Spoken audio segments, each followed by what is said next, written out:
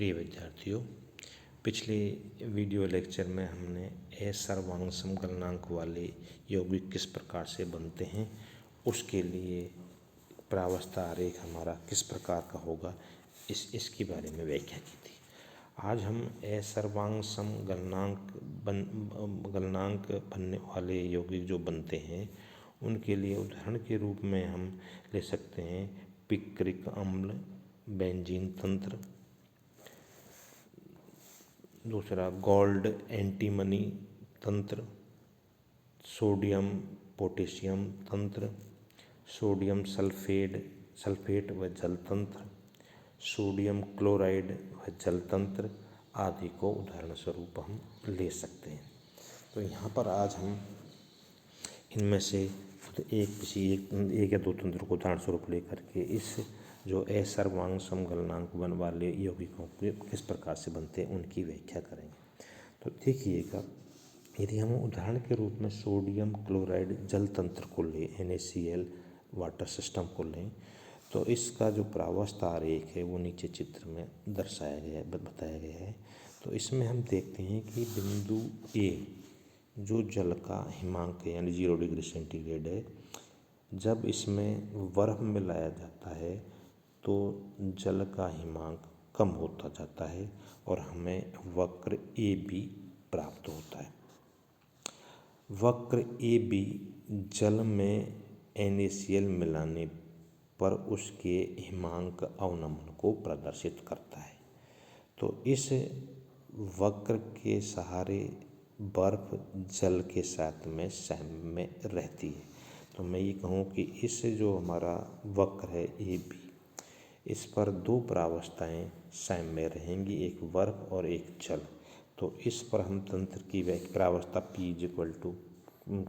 P का मान 2 हो गया।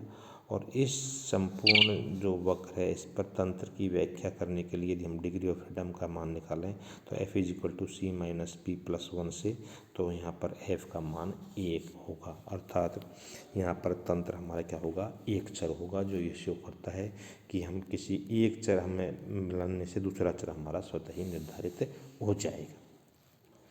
अब हम आते हैं बिंदु B पर। तो बिंदु B जो कि 21 डिग्री सेंटीग्रेड पर है, विलयन इस पर संतृप्त हो जाता है, विलयन संतृप्त हो जाता है और एक नई ठोस प्रावस्था NaCl.2H2O इन सोडियम क्लोराइड डाइहाइड्रेट अलग से अपीयर होती है। तो मैं कहूँ कि इस बिंदु B पर हमारी दो प्रावस्थाएं तो पहले ही थी, बर्फ और जल, और एक हमारा NaCl.2H2O हमारी अपीयर हो गई। तो इस बिंदु पर प्रावस्था P कितनी हो गई, 3, जो कि ठोस बर्फ, ठोस NaCl.2H2O और विलयन साम्य अवस्था में रहते हैं। तो इस पर हमारी प्रावस्था P = 3, क्योंकि डिग्री ऑफ फ्रीडम का मान निकालें हम यहाँ तो यहाँ पे F = 0 प्राप्त होगा, जो ये संगत करता है कि ये बिंदु एक निश्चित टेम्परेचर -21 डिग्री सेंटीग्रेड पर ही स्वतः ही होगा। इस बिंदु B को हम क्रायोहाइड्रिक बिंदु या मैं कह दूँ गलन क्रांतिक बिंदु भी कहते हैं। और इस बिंदु के से नीचे तल में ठोस बर्फ व ठोस NaCl ही अब साम्य अवस्था में रहती है, यानी कि एक प्रावस्था हमारी डिसअपीयर हो जाती है। अब यदि हम देखें तो यदि इससे जो हमारा तंत्र है इसमें यदि NaCl के और अधिक मिलाए जाने पर जो वक्र हमारा है वो BC के सहारे बढ़ता है, यानी कि हमारा जो टेम्परेचर है 15 डिग्री सेंटीग्रेड वो बढ़ जाता है। तो इस वक्र पर दो प्रावस्थाएं साम्य होंगी, एक तो NaCl.2H2O और एक विलयन।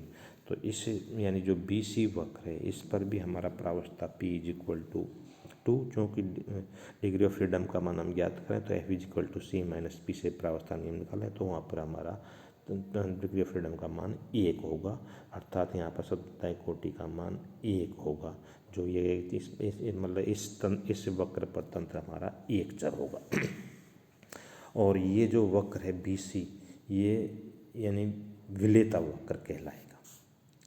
बिंदु सी पर जो कि हमारा 0.15 डिग्री सेंटीग्रेड पर है, इससे ऊपर ठोस